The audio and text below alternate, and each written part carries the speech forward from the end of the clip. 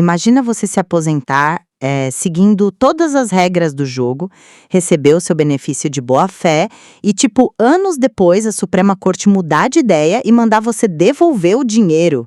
Nossa, um verdadeiro pesadelo para qualquer um, né? Com certeza.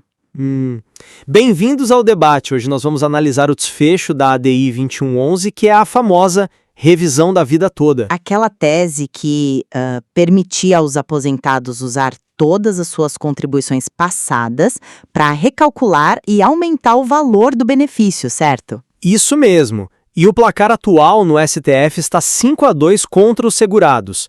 E a nossa divergência central hoje é bem clara. O Supremo deve priorizar o encerramento imediato do caso para garantir a segurança do sistema ou deve modular, ou seja, ajustar os efeitos da decisão para proteger quem já estava na justiça. Exato. É uma questão super delicada, muito.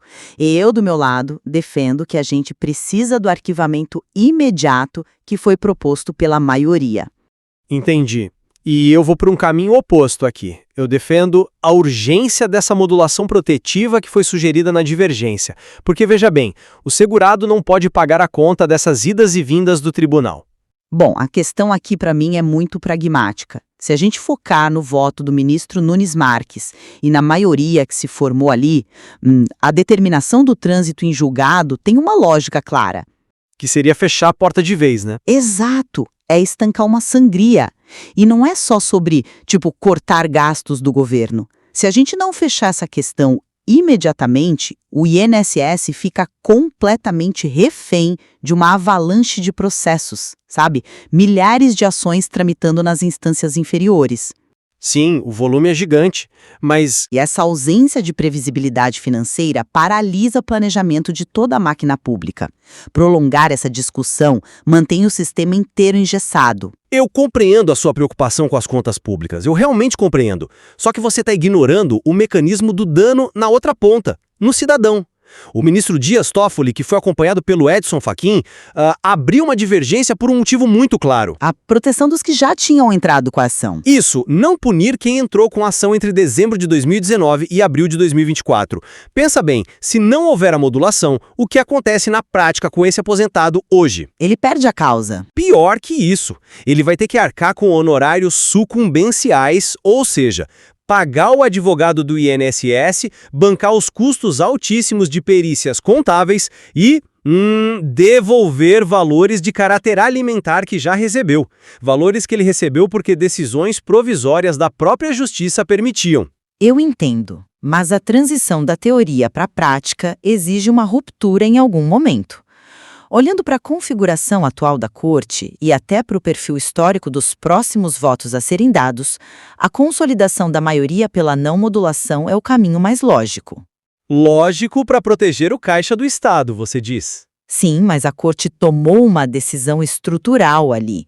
Tentar forçar essa proteção excepcional que você defende é como manter uma porta entreaberta quando o prédio já decidiu pela evacuação total, entende? Você acaba comprometendo a segurança de todo mundo por causa de alguns. Olha, eu não aceito essa premissa de jeito nenhum.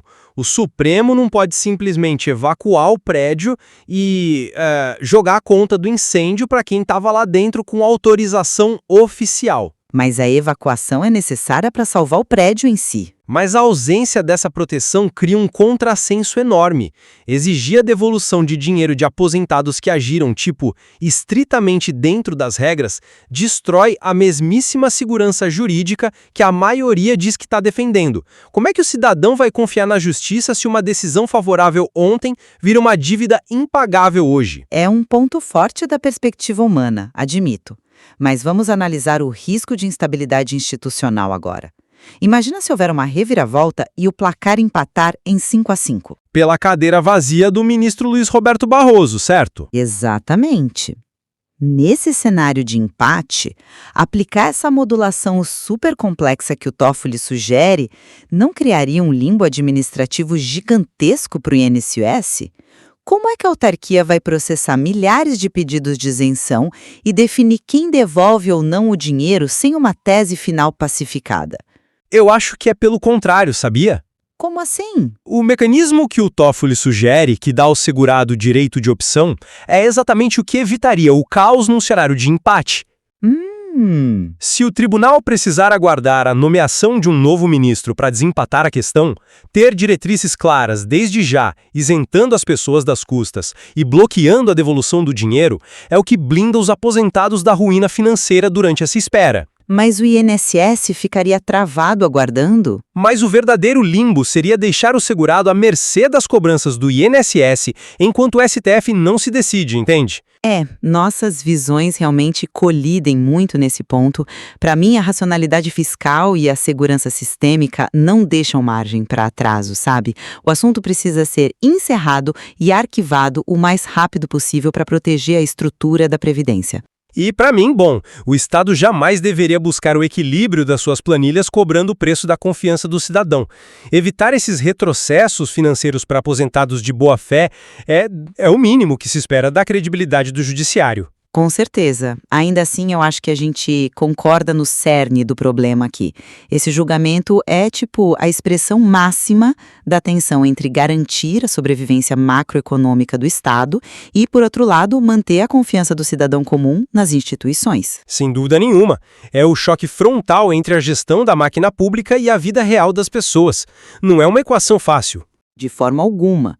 Fica então o convite para você que nos acompanha refletir sobre qual peso a Suprema Corte deve dar a esses fatores na reta final deste julgamento. Até a próxima!